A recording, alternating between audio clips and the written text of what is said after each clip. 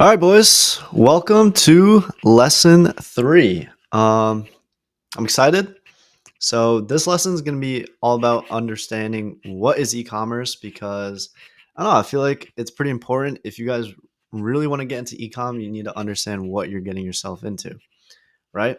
And also, I don't know if you noticed, the production just went up like crazy. So kind of really stepped up my game here. So let's kind of run right into it. So, what is e-commerce, right? E-commerce at the end of the day is just you're either selling a digital or a physical product.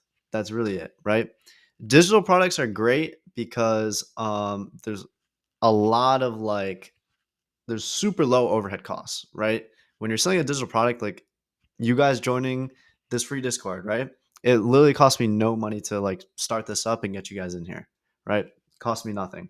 But physical products, you need the inventory, you need all that type of stuff. And, you're going to spend a lot of money because, yeah, there's just a lot of costs involved with, selling physical products. But at the end of the day, e commerce is whether you're either selling a digital or physical product. Okay. Um, let's kind of run into the main e-commerce business models. So there's drop shipping, and then there's branded drop shipping and print on demand, which is like I would say a subsection of drop shipping. Then there's Amazon FBA and retail arbitrage. There's like original product development, and then there's wholesale. All right. So let me kind of run through all of them. So drop shipping is super cool because you're able to sell products and you don't have to warehouse them. So essentially drop shipping is where somebody else does fulfillment of your products for you, okay?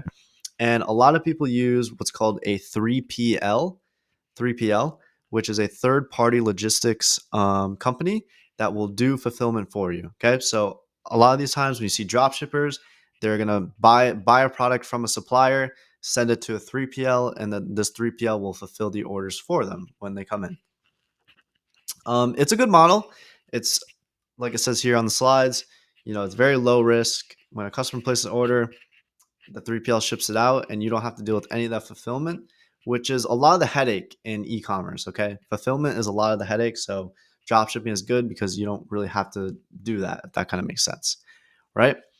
But drop shipping at its most basic sense, I would never recommend because essentially drop shipping is on its own is just like buying a completely random product and trying to sell it, right? And that's not really good. Like you're not going to try and buy like some cheap stuff from China, not even brand it and try and sell it on the internet, right? It's not a long-term value. It's not a long-term business, and that's what we're trying to build, right? Long-term value, long-term business, a business that's actually going to make money for us years and years to come. So that's why I don't recommend regular drop shipping, but these subsections of drop shipping are really, really good. So branded drop shipping is when you take a product and actually brand it yourself. So let's say somebody had like a shoe, right?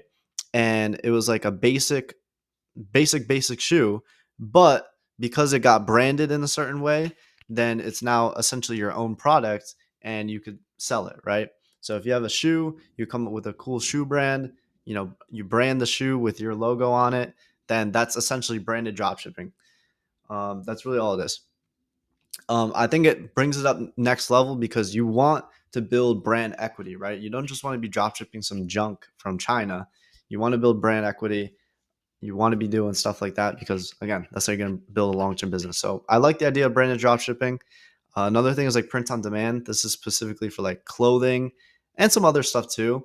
It's essentially what Vistaprint is, right? Like where you can get anything custom, or that's a business model, which is print on demand, but you can get anything custom made with a certain logo or anything you want on it. But print on demand is essentially like, let's say I had a clothing brand, I would work with a print on demand service where when an order comes in, they'll actually, make your specifically branded clothes right when the order comes in and they'll ship it out. So it's awesome. Another kind of it's in the drop shipping kind of realm is called private label. This is essentially the same thing like branded drop shipping is where like let's say a supplement company uh they have their basic supplement which is just like creatine. They'll have a creatine um kind of jar but no label on it, and then you kind of make your label and your brand, and you brand that creatine and you call it your product because it's yours. That's why it's called private label. That kind of makes sense. There's Amazon FBA and retail arbitrage. I know a lot of people are super successful at Amazon FBA. It's a really good business model. It's a really good part of e-commerce. I haven't done any Amazon FBA myself, so I don't know much about it. So it is good. I've heard really good things, but I don't teach that because I don't know that, if that kind of makes sense. There's also retail arbitrage, which you may have seen, which is essentially kind of reselling. People might go to like a Costco and buy some product that they can go and then sell it on Amazon for like double and kind of net the difference, right? That's what retail arbitrage, reselling, that kind of stuff is. Then there's original product development. A good example for this is like Shark Tank. That's essentially what Shark Tank is. It's people creating their own original, unique product. A lot of times it's to solve a problem, or, they're kind of, sometimes people don't really reinvent the wheel and they kind of, make something that already exists, but make it a little bit better, stuff like that. It's essentially all the videos you see on Shark Tank. That's creating your own unique product.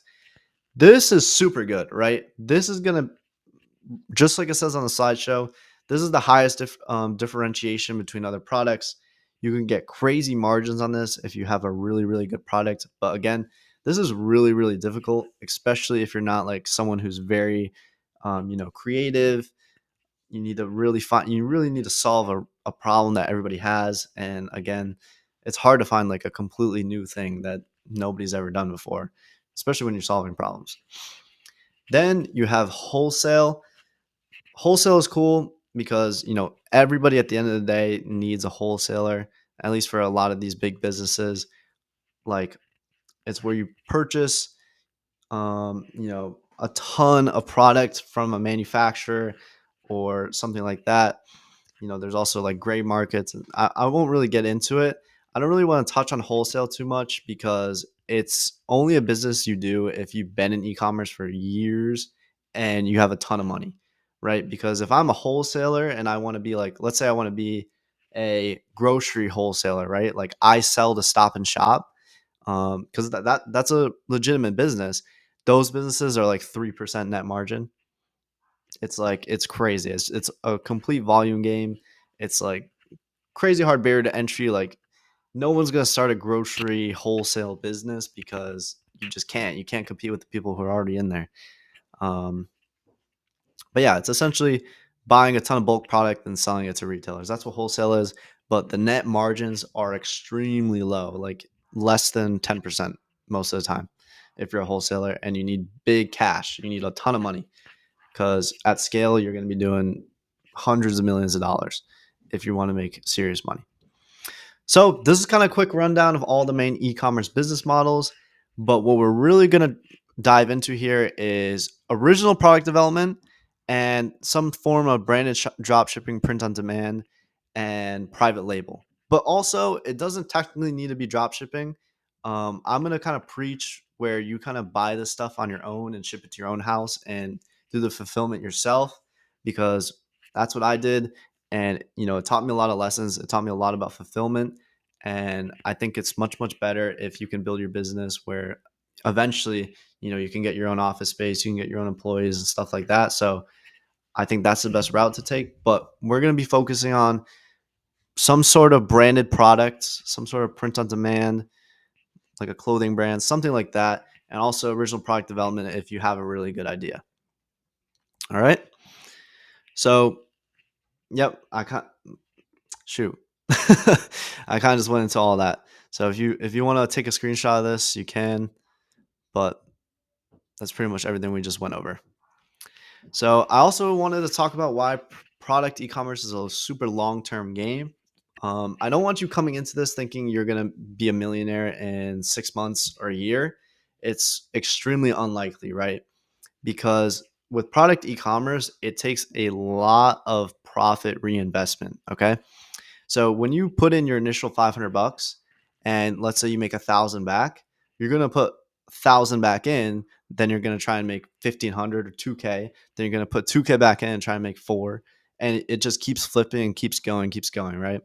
And then it's not like you just keep flipping to the moon, because then there's costs that are involved, and that just keeps going. And yeah, it takes a lot of reinvestment.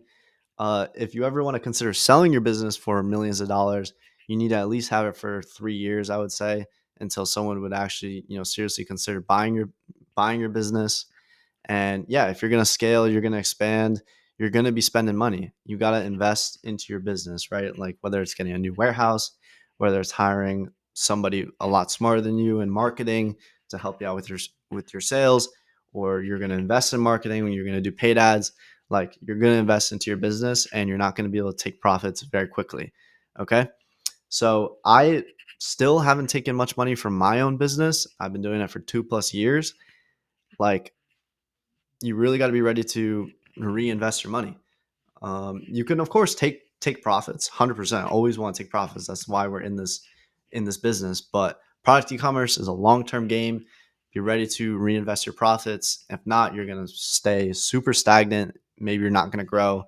But again, maybe you're okay with that. If you start making 10K a month, then, and it's your own business and you're fine with that, then cool. I can't push you to, go start doing 100K $1 million months, but I'm telling you, as soon as you start doing a 20, 30K month, you're going to always want to strive for more. All right. But yeah, this is kind of the same stuff I was just going over: time horizon, cash flow management, and building brand equity, right? That's why it's a long-term game. Next thing is why we're going to use Shopify. So Shopify is absolutely amazing. I like it more compared to like Amazon or Etsy.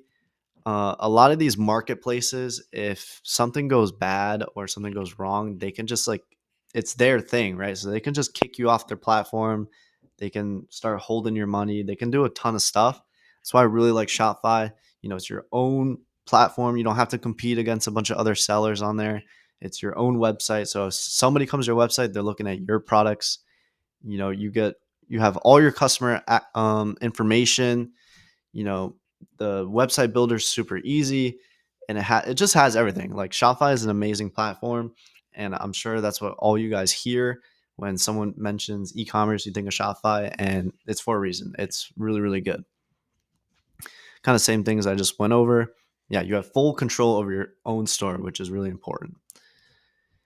So key considerations for e-commerce success: you want to make sure you have enough money to start. I would say you at least need $500 if you want to start. Uh, Again, this is a business, so you just got to define your risk tolerance. We're going to be taking risk. Starting a business is taking risk, and you just have to determine how much risk you want to take. And then again, make sure you have a long-term vision. And yeah, this is kind of just like how, a lot of the money gets split up when you're investing back into your business. So this is a conclusion page. But yeah, guys, that's pretty much it for ecom. This is kind of like what we're getting into here. So I hope you guys have a better understanding of what e-commerce actually is. And now that you guys understand what it is, now we could get into starting our own e-commerce business, which I'm super excited about. But again, guys, thanks for watching this video, and on to the next.